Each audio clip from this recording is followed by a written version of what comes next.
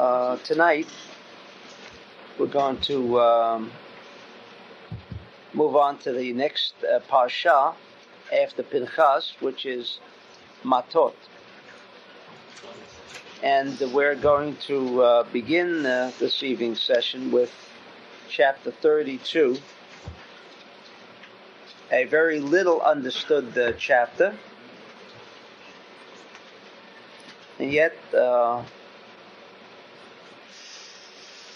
for us today it has an important significance. While as you read this section by and within itself, it seems to have little reference or a little relationships to our lives today. I'm referring now to the section which deals with the plea of Reuven and God, and half of the tribe of Menashe that had suddenly raised a question to Moses. And I read as follows, verse number 1. Now the children of Reuben and the children of Gad had a very great multitude of cattle. For whatever reason, they must have been good shepherds, and they knew how to create a large flock of cattle. And so they had very much, says the Bible. And when they saw the land of Yazer and the land of Gilead, they felt that this was the place for cattle. And so in verse 2 it says, and they came to Moshe and Elazar HaKohen and all of the princes of the congregation, and said,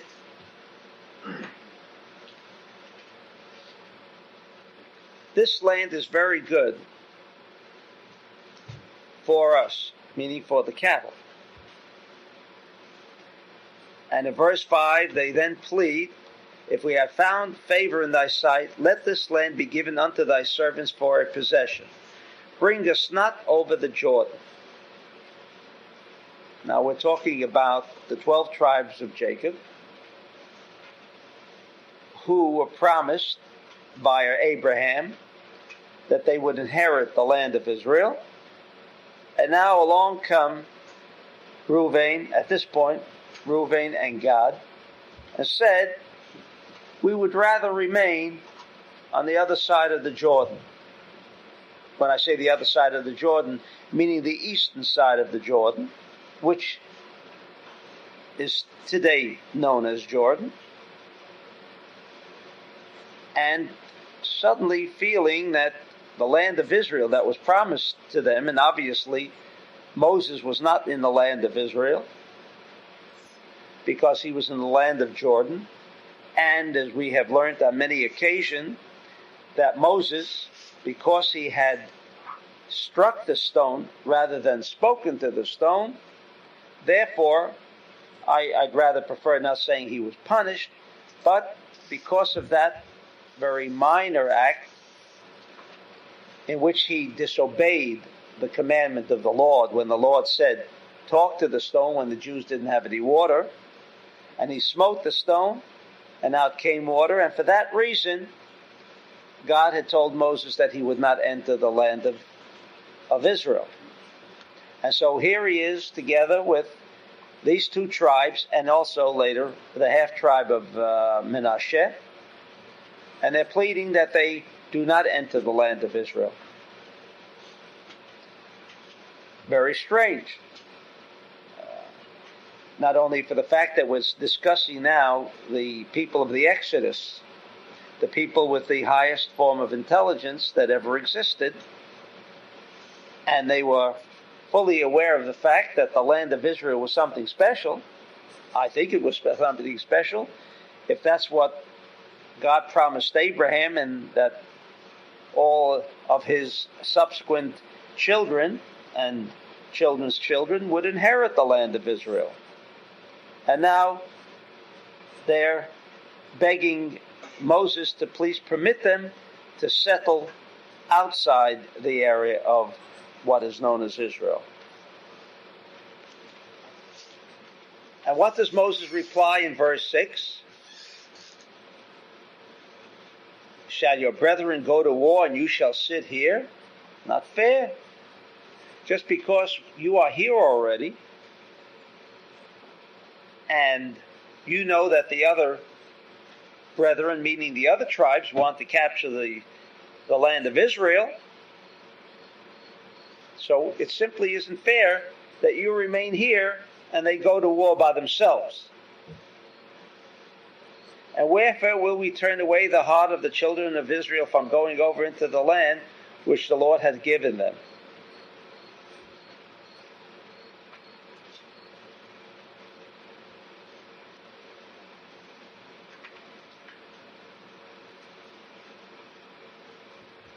And then he goes on to a discourse of repeating that. You remember when they sent spies to the land of Israel, and they came back with the bad report, and all of you were told that you would never enter the land of Israel. I don't know why he's repeating this again to them. I mean, they're more than happy to remain right there on the other side of the Jordan. But before he responds, he first began off with a criticism. And then he says, you remember when your fathers went to explore and spy out the land? And then in verse 10 it says, and the Lord's anger was kindled that day. And he said, in verse 11, repeats it, surely none of the men that came out of Egypt from 20 years old and upward shall see the land which I swore unto Abraham, Isaac, and Jacob, because they did not follow him. Outside of Caleb ben Yefuneh and Yehoshua. And he keeps going on with this idea. And ultimately, he extracts a promise. He extracts a promise from the two tribes,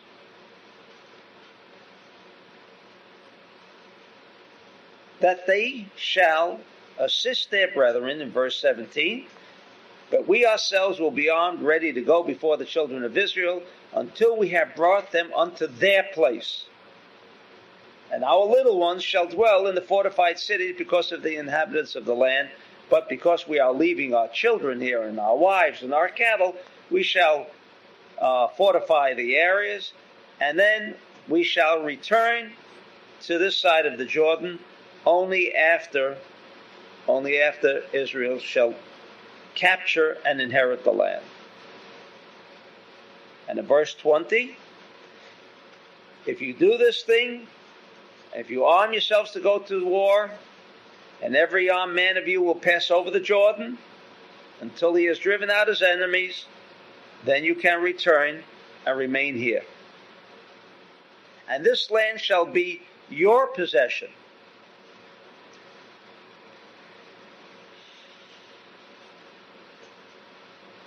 And this is a complete section of verse 32 in Numbers. And I don't want to go into the detail because we could probably spend another year, because there is so much that is so misunderstood, but that is unintelligible or incomprehensible. But in any event, we'll just dwell on this part. There's much repetition that keeps going on, and when you have a chance to review chapter 32 in Numbers.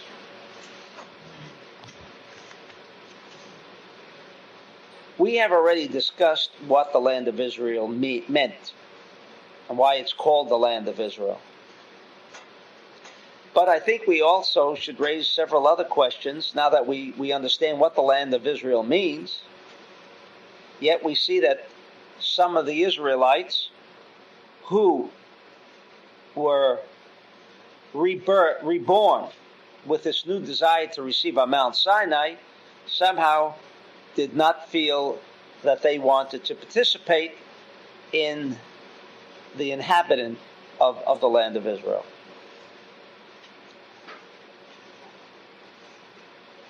This land was promised back in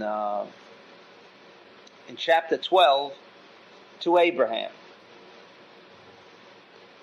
That he told him that this land shall be your land. Now it was called, I should say, the land of Canaan. It had another name. And then after the Israelites settled in that land, it was then called the land of Israel. Are we to assume that the reason it was called Canaan and not some other name, or not the land of Israel, because the Israelites did not yet settle there? But Abraham, Isaac, and Jacob, who were promised this land, already had inherited that land. They lived there. In fact, I would like to quote an interesting commentary of Rashi, and we'll get back to Kabbalah, but nevertheless, Rashi quotes on many occasions the Zohar. But in chapter 12, verse 5, it says, and Abraham, well, at that time he wasn't called Abraham, Abram took his wife Sarah and Lot, his nephew, and all that they possessed, and they went to the land of Canaan, Vayavo Arza Canaan, and they came there.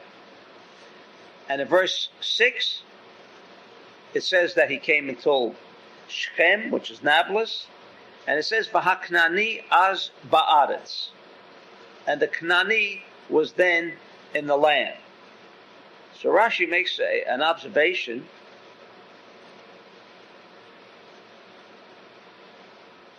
that this land actually was divided, this land, in other words, after the flood, says Rashi, the portion of Israel, that we know is Israel, was divided by Noah to his 3 sons, but this portion was given to the son Shem. For those of you not familiar with the descendants of Shem, but that is the nation of Israel. Nation of Israel descended from Shem. And Noah, I guess through vision, understood that ultimately this land would belong to the children of Israel, and therefore he portioned out that this particular section for the children, for Shem. And then he says about the aspect Vaknani az ba'aretz, haya holeh v'koveshet eretz Yisrael mishazaru shel Shem. Along came this nation called Canaan, and they captured the land of Israel. And therefore, when Abraham visited that country, he came to the land of Israel, which was then known as Canaan.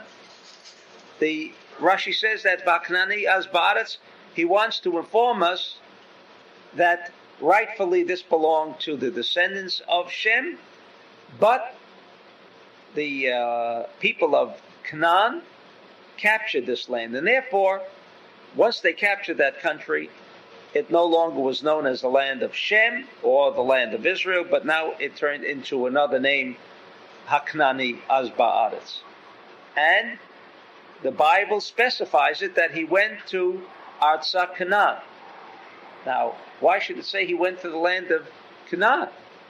He went to Israel. The fact that it was captured by people who weren't deserving of this land, why does the Torah have to go along with the fact that it was, let's say, illegally captured? And therefore, and further, the Torah says, V'haknani az ba'aretz, as if it wasn't enough that it's Israel. He says, no, you should know the ones who inhabited that land were the Canaanites.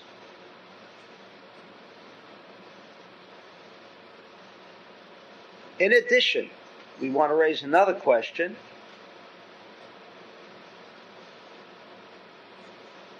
when Abraham was promised that the land of Israel would belong to his descendants, he was also told that the Israelites would have to first go down to Egypt in exile, and then when they came out of Egypt, they would then inherit the land of Israel. Now, what was the purpose of going through that kind of trip? If he promised them the land, why would he then have to say that they would have to be in exile, and after they came out of exile, then they are going to inherit the land? Let them inherit the land immediately. In fact, why send Jacob and his sons down to Egypt, which is the beginning of the book of Exodus, telling us a story? And in fact, that's why Joseph became second in command to Pharaoh, so that the Jews would come, because he is already there. But why did we need this? It would make a good movie, maybe. But I mean, the Bible wasn't written just for biblical movies, although despite the fact that they might be very interesting.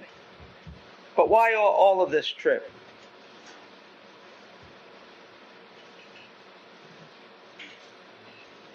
In addition, we are told that there were 7 nations that ultimately David would control and capture. 7 nations that inherited that land. Why 7? We could say, 7. But why? What was all that? Why was all that necessary?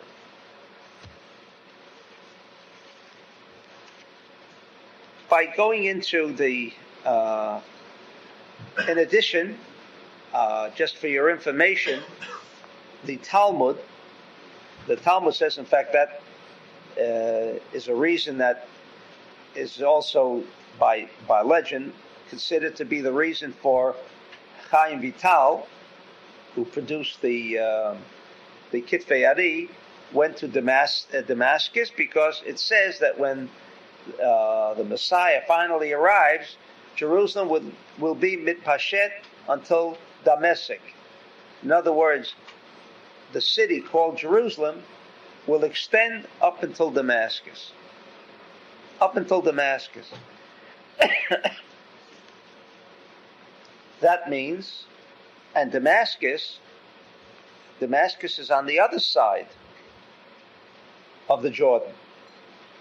Right? If you know your geography, we do know that Syria lies on the other side of the Jordan. Jordan flows down, which is now presently in the land of Israel, but Damascus is not part of Israel. Yet the Jordan is in full control at that point. In other words, further up you have Lebanon, but at the point where Damascus is, that's just 25 miles away from the border of Israel, present border of Israel. Anyway, to answer this question concerning God and the children of Reuven and the half a tribe of Menashe, why didn't they go into the land of Israel?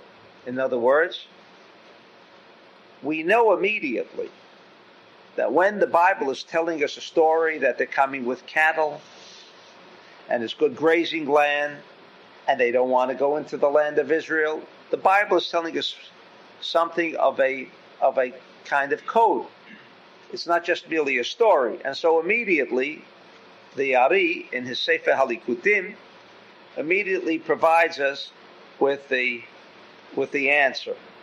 And that will provide us with a greater insight into all of what this is about concerning the land of Israel. He says, Sod b'nei Gad u'b'nei Ruvain, and I read in Hebrew, as you know, we always read the words of Kabbalah in Hebrew, because that by in its very essence of reading expands our awareness and our consciousness. Sod b'nei Gad b'nei Ruvain v'chetzi shevet ha'menashe lo nichnasa la'aretz. What was the secret why they didn't go in? He says, Sod inyan, and the secret of the matter is as follows. Ki Yaakov Avinu kishemizdavek im Leah, haya savu shehaya Rachel. If you remember the story of the marriage of Jacob with Leah, for those of you who would like to refer back to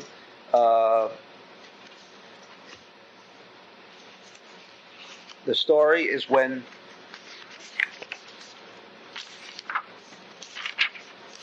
Jacob left, and that's in Genesis, left Israel. He ran away supposedly from Esau after he had taken away the first birthright blessing from Esau, and he ran away, and he ran to Laban, where he met Rachel and Leah, and that's in chapter 28, for those of you who would like to pursue it. And Jacob worked 7 years because he loved Rachel, and Laban figured he could get some more, extract more work out of him, fooled him, and gave him Leah instead. And but anyway, Jacob, when he was mizdavekim Leah, when he was celebrating his night, his marriage night, and we've already gone into the aspect of how come he didn't know it was not Rachel, all right?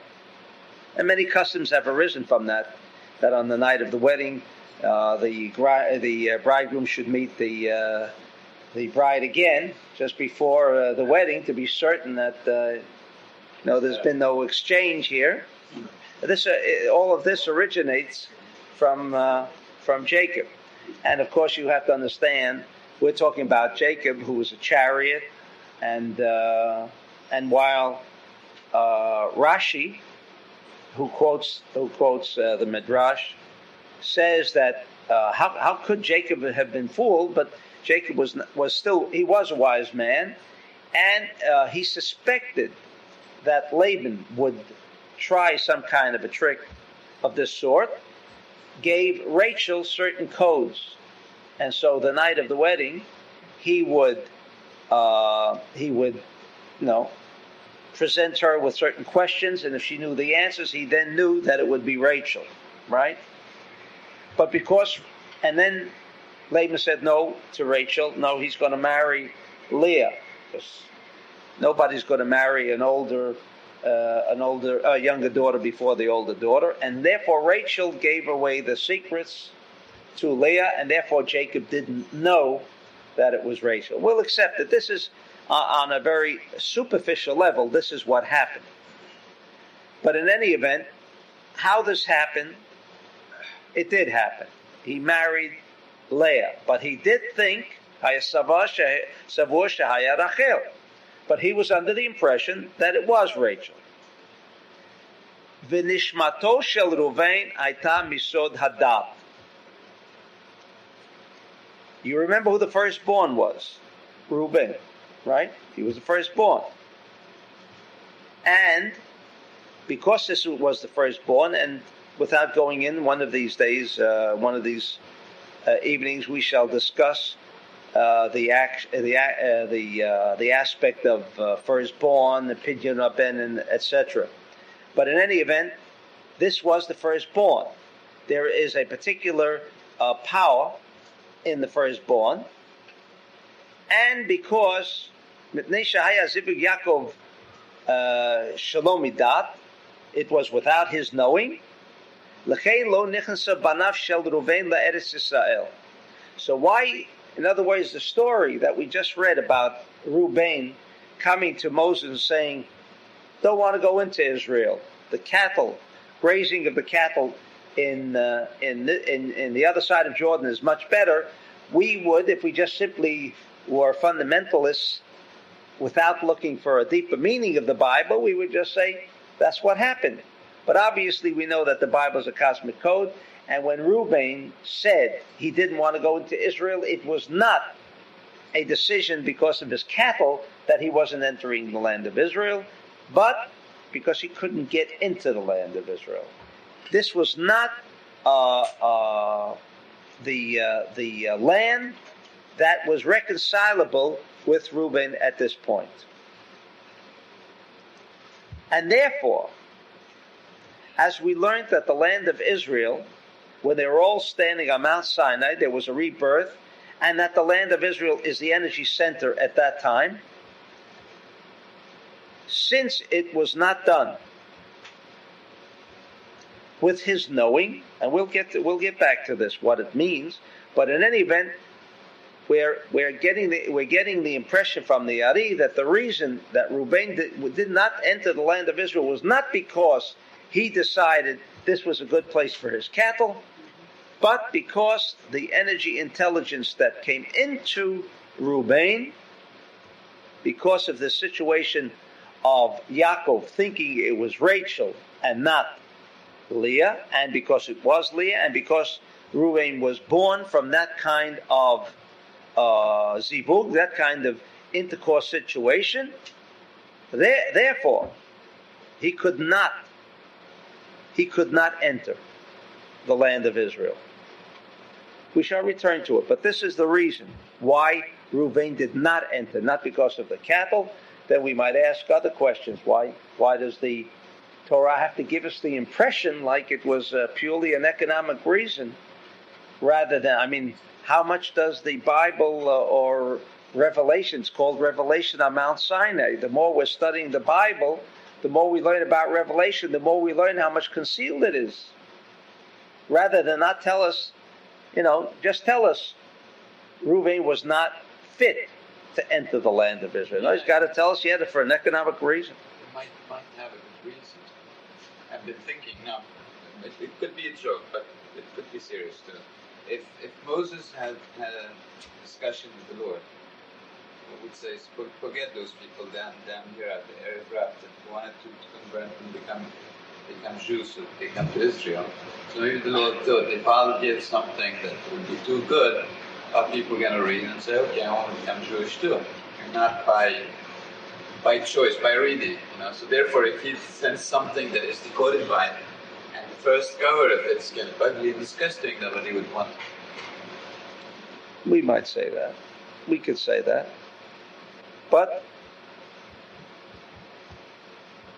it seems that the cattle had something to do with it, right?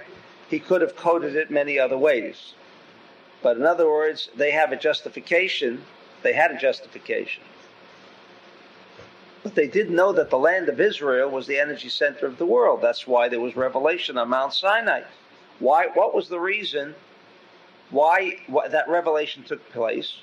The revelation meant that now the world of metaphysics that was generally concealed to the entire world would now become for the Israelites not a world of metaphysics, but that metaphysics would be, as it says in the Torah, they saw the voices. Do you remember? They saw the voices on Mount Sinai. At Revelation, they saw the voices. What did that mean?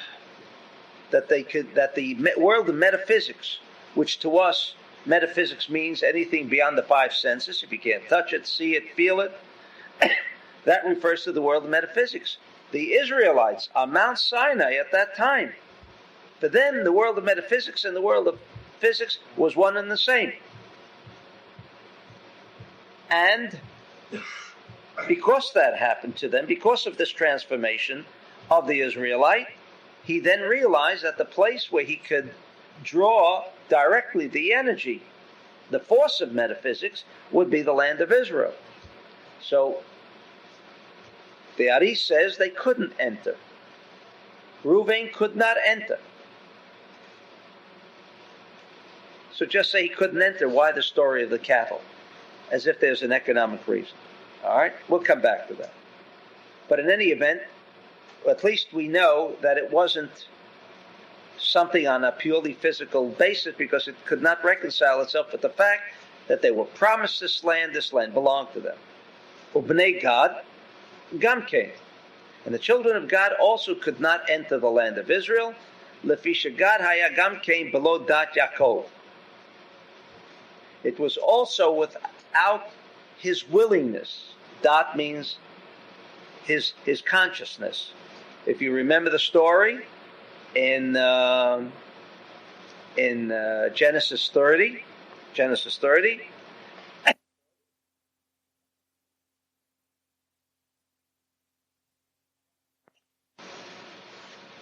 as it says, Bana el Shivchati. In Genesis 30, I'll read that. When Rachel saw that she could not have any children at that time, she then came and said, in other words, with permission, she came to Jacob and she said, would you take my handmaiden? I just want to just give you the exact verse, and so we don't have to spend time on it. Chapter 30, verse 1, and when Rachel saw that she bore Jacob no children, and Rachel envied her sister,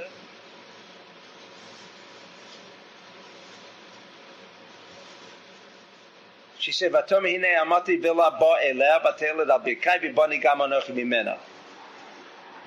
In other words, she asked Jacob for permission if she can give her handmaiden. So in other words, with that handmaiden, it was with permission, it was with da'at, and therefore everything was fine. However, Leah, kishinatna shivchata zil bal Yaakov, haya below the shut. She did not ask for permission. Again, there was no consciousness.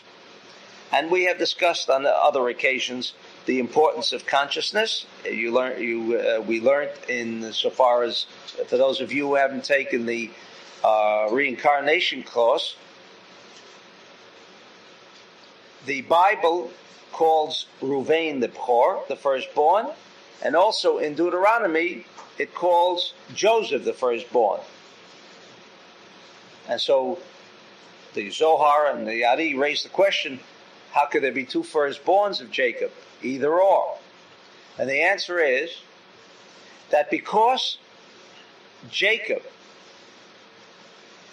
had his consciousness, his thought, energy, intelligence, that he was having intercourse with Rachel and not Leah, therefore his internal energy force that became manifested by his sperm remained in animated suspension.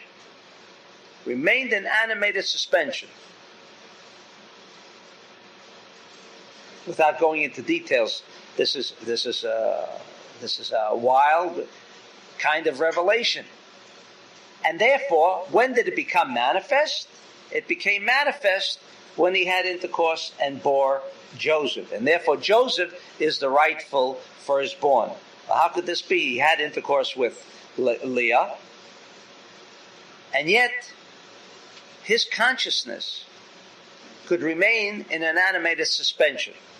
And the answer is, as for those of you who have taken this course in reincarnation, that the power that becomes manifest, the thought consciousness that becomes manifest during intercourse, and a child is conceived of that intercourse.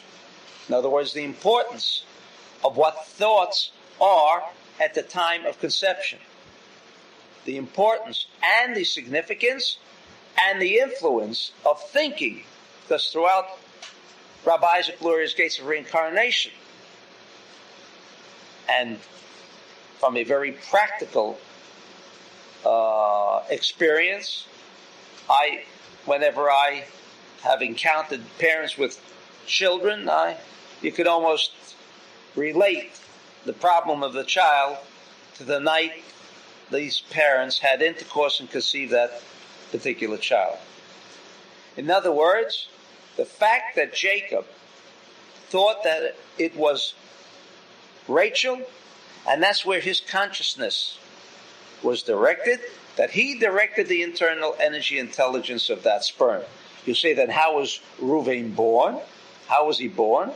That physical aspect did become manifest, but the internal energy intelligence did not become manifest.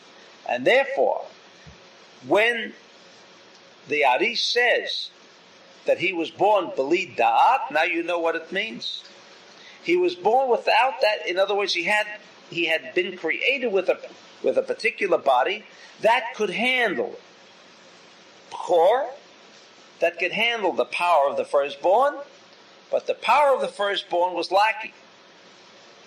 The power of the firstborn was not there. That remained in animated suspension and was subsequently passed on to whom? To Joseph. Now remember this, it's very important for how we understand the half a tribe of Menashe. It's mind-boggling the way the Ari will answer for us.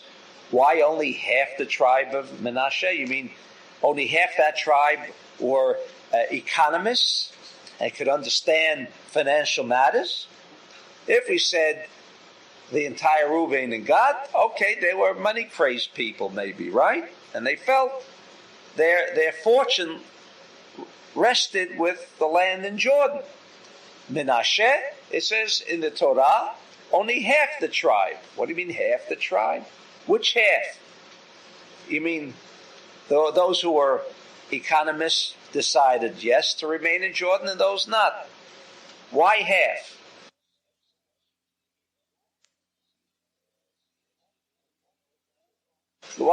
What an incredible result.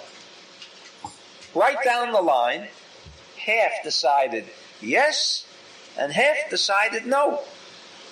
Could that really be something?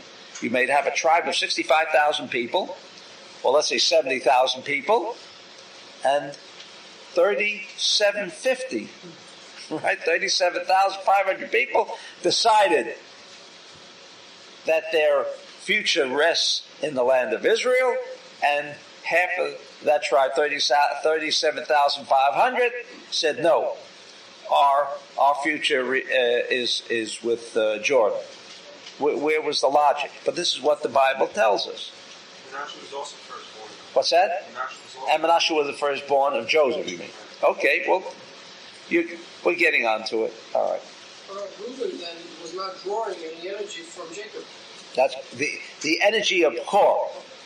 Not even the energy of son, because really the energy intelligence of his sperm didn't connect with Reuben.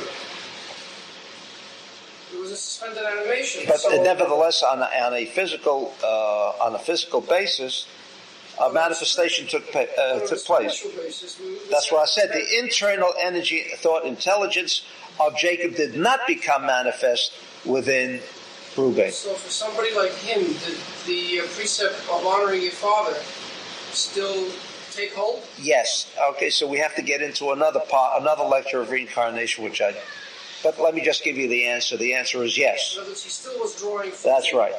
Therefore, well, while you touch on that, I guess I should give you that piece of information. and with that, now I was just going to say it was not by chance that Eitan asked that question. Now it might be a little embarrassing because I already prefaced my remark to what was just said. But many a time there are people who did not have the best of relationships with their father. It happens. On certain occasions, or on maybe many occasions. And there are some times where we read in the newspapers that a son killed his father. It just happened. It's always happened before. Yeah, so it does really happen. Now the question then, so that's the extreme.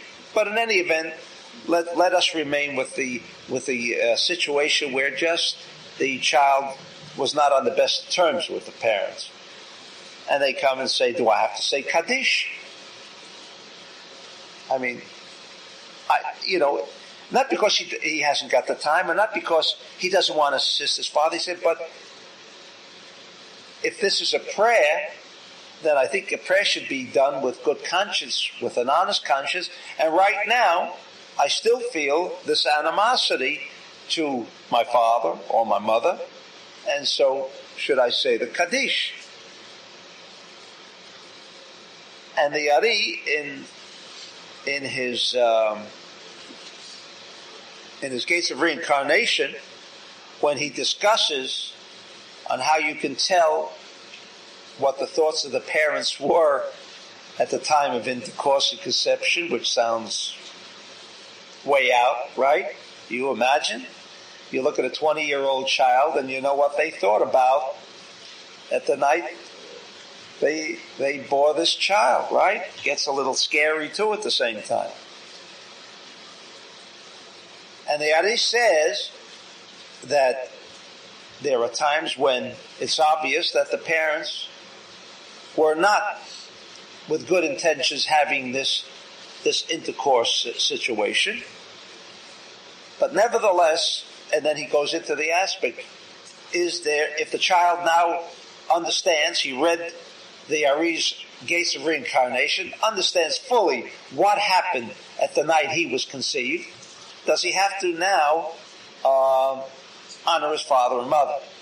And the answer was yes, because while the spiritual aspect of the sperm, obviously spiritual meaning all of the good attributes, the beneficial attributes that are also contained in that sperm, obviously did not transfer to the child because they were both conspiring to rob a bank. Is it conceivable that they could be thinking about things of that nature, or something even more dramatic, something even more disastrous, and yet still having the pleasure of intercourse? No contradiction. And from that kind of mental consciousness was conceived this kind of a child. And he knows it, right? But the Ari says, but this child is now alive, was born for a purpose of tikkun, and had this man and woman not conceived the physical body of this child, the soul of this child then would not have the place by which it could achieve its tikkun.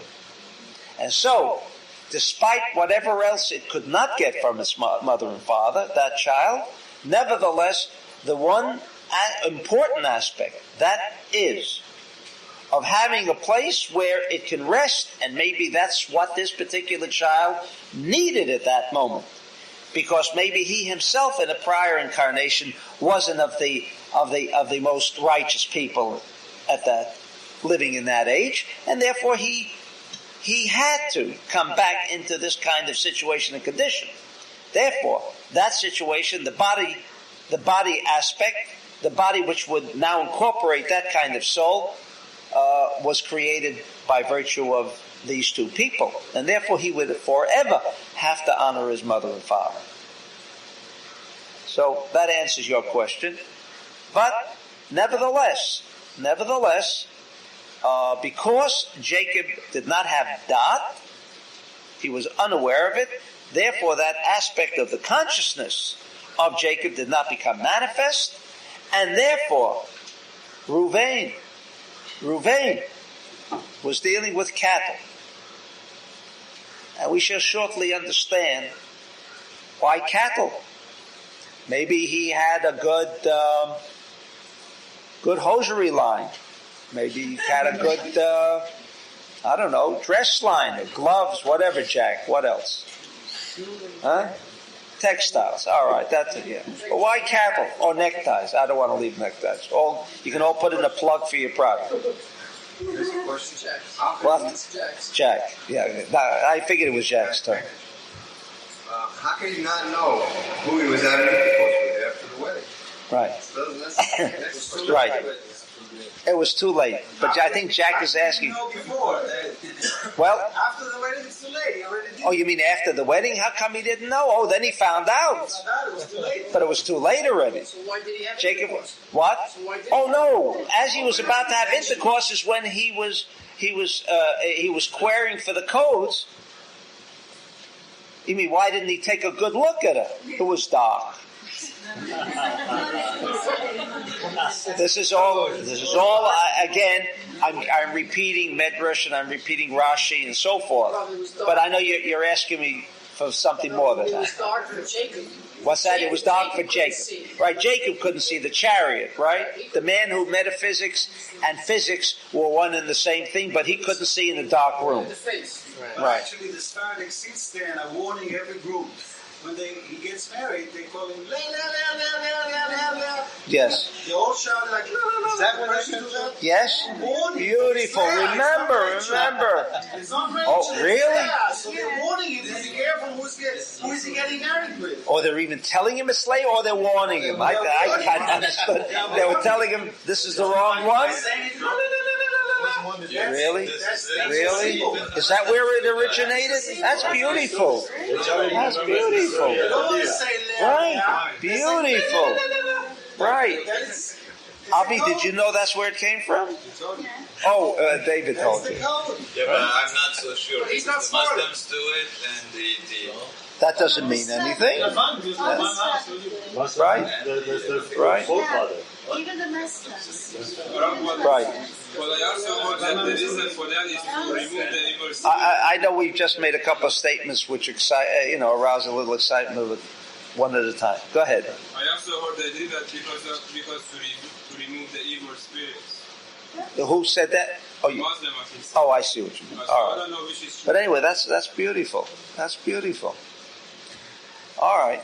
And in any event, Jack's questions still remain. I mean, how come he didn't know, right? We're talking about Jake. All right, but that's not what we want to discuss. Everyone attests to the fact that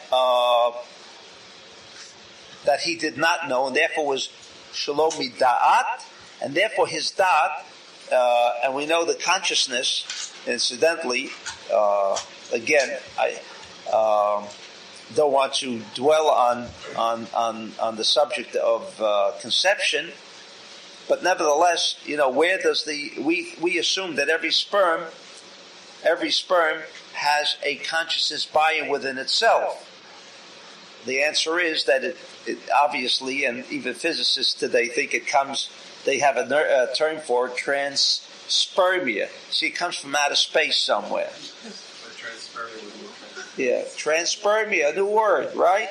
It helps them along by giving an answer to what we don't understand anyway. So now we have a word that says now we understand, right? It comes from nowhere, now it's all clear. Right? Very scientific. Isn't it? Right? The word. I mean, that itself requires a lot of doubt, a lot of intelligence. But in any event, we know that the sperm, which is in a potential state, the potential physical state, does not receive, or shall I say, is not activated until the point of da'at, until that person becomes conscious of the fact that he wants to, or that he is having or an ejaculation, meaning, or that he's at the time having intercourse, and therefore that da'at is what initiates the internal energy, thought, intelligence of the sperm. This is what the Zohar says. All right? Just not to leave Jack's question aside, how come Jacob did not know? My name's Jacob, too. It was not the first time with him. It was not the only time. What? Jacob also a few times it was taken away from him with Yosef. That's right. That's the answer. That's the answer. The same way as we can raise the question of when Joseph was sold as a slave, how come Jacob didn't know? We're talking about the chariot. The man who could see time, space, and motion, past, present, and future, as all in one. There was no such thing as time, space, and motion. In other words, wherever Joseph was, he was. Nothing could escape. The only time someone can hide from you is because you are within the confines of the limitation called time, space, and motion. So someone hides in another room, and time, space, and motion is a credible limitation for the individual, and therefore he doesn't know of the existence. But Jacob, being in that kind of realm of beyond time, space, and motion, how come he didn't know? And the answer is, at that particular time, in time, his consciousness, which was above time, space, and motion, was removed. He was removed. That consciousness was taken away from him. during that period in time. That evening, what's that? His ability to see him was removed. That's correct. And her too. That's right. For the purpose of free will. That's right. Because certainly, that's how that would answer many a time the Kabbalists of past. I don't know if they had the stock market during the time of the Ari. I don't think so. But they could always see the future. I mean, why would Rabbi Chaim Vital or Rabbi Shmuel Vital say, I'm poor and my eyes are failing, but I feel I must get the writings of the Ari out? I mean, what's the matter? He couldn't with his vision manipulate a couple of deals and make a small fortune in no time, right? Why did they all have? The Ari was rich. Maybe he knew how to do it, but usually all Kabbalists could really do that. So why didn't they get rich? Why did Chaim Vital at the end have to say I'm poor, and he even says being poor is one of the worst curses. I mean, so he couldn't get rich. The answer is because under certain conditions, certain things must occur. Now, if Chaim Vital and Shmuel Vital were not in that condition of being poor, the Kitvei Ari could never have appeared in the form it appeared.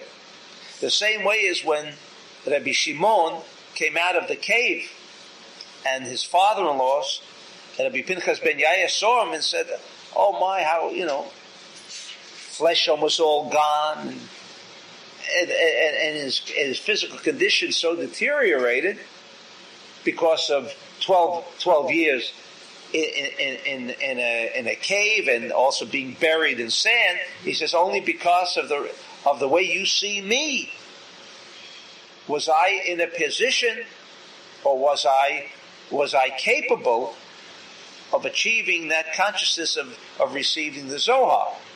So that's no question.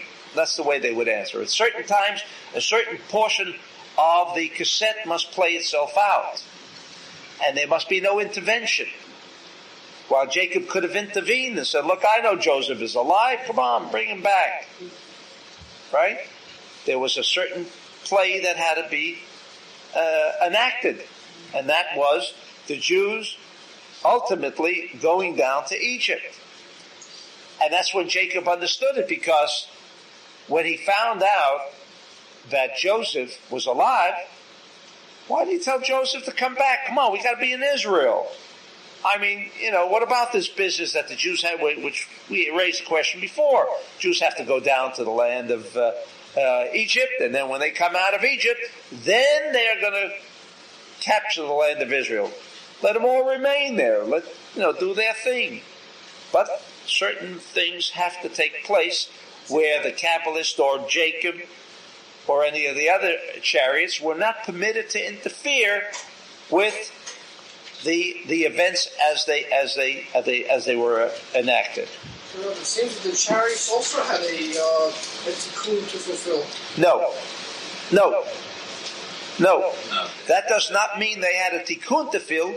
They were just part of this motion picture that was being enacted, and they were part of it, and they had their place. But when their position could interfere with the rest of the cosmic event that was unfolding, then they would have to be placed into that position where they would not interfere. So they could not see or anything. Well, that's what I mean, where they wouldn't interfere, meaning they could not see the events from beginning to end, as they normally could. All right? So seems like their free will therefore taken away from them? It's not a question of free will. What was taken away, that advanced level of consciousness, was taken. We wouldn't say taken away, but in other words, for them it was not operable. It was, again, placed in an animated suspension state where they could not make use of it. When it's taken away, then they do have free will. Because when they therefore, I said they had no tikkun, so there was not really anything else that... No, but in other words, when they have the foresight, there's no free will. When they have that kind of consciousness, there is absolutely no fear. That's right. Totally remote. Then they have free will to play with. Even then, for them in particular, there was no. Who caused the blindness? What's that? Where did the blindness come from? Who caused it? Who? No, this was part of the cosmic event, the cosmic unfolding of a picture, of a series of events that Jacob, seeing Joseph alive, would interfere with the events that had to unfold. It seems like it's always at the level of ZMP. Always. Those were revelations taking place at the point. Well, let's not say Zerampin. Let's say any level that is above the low level of where most people are found. Even Pharaoh. Pharaoh was not a low level of consciousness. Pharaoh could reach up and knew all of Elohim, right? Knew all of it. The only thing he could not connect with was the Tetragrammaton. Therefore, with this power of Pharaoh, he controlled the entire world at that time. So I just didn't want to say Zeir Anpin because the reason why I say Zeir Anpin because Zeir Anpin has the lack of light. It's always pinpoint. If you will see it in the point of view of light, it's always reaching a point of V where there's a minimum amount of light, and only then there's the revelation of the point of Hosea Malchut.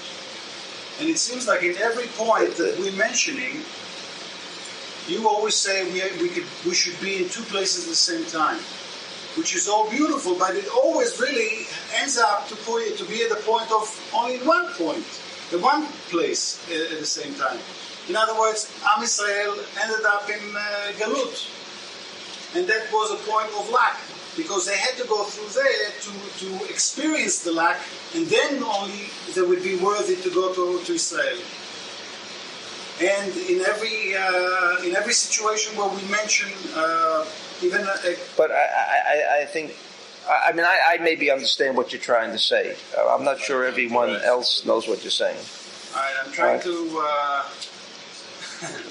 I can read into your words maybe, and you would be correct. But when I say something, I heard it was written, "Yaakov ve'en le'inachem." You understand? After Joseph was taken, "Me'en le'inachem." He didn't. You understand me? And this means that somewhere he knew that he didn't die, because when someone is dead, you reconcile after some time. Oh no, that it does not have to be. There's something else that is said about that. But the fact on that level, there are certain people that never recover from a loss. Oh, that would not be a proper statement. I mean, others would say it's not correct, and because they know of somebody who never recovered, and therefore, this is not what we want to teach here, right? What is said here, tomorrow I have no fears when the Ari says what he said, that tomorrow someone isn't coming around and say, but I know of a situation that exactly contradicts. So we'll try to keep to the Ari, and on a very simple level. All right? So, okay, all right. We're ready for our break. I just want to, and therefore, about God, it says the same thing. Vatikach et zilpa shivchata, also there here in chapter 30, where Leah did not ask for permission to give Zilpah as a wife for Jacob, and therefore. He thought Ve'via ota esel Yaakov, and Leah brought Zilpah to Yaakov. V'haya savur. Can you imagine? You'll all be shocked at what the Ari is going to say now. V'haya savur shehi Leah. Again, man makes the same mistake twice. I mean, how often? This is what the Ari says. V'haya savur shehi Leah. He thought it was Leah, and this davek. Ima ba'ota alayla, or ba'gat shalom midat, and from this conception, appeared God, and that was also Shalom Midat, without the consciousness of Yaakov. Al Ken Kara Shemo Bagad Chased Alaf Shisod Hadat. Okay, we'll leave that. All right.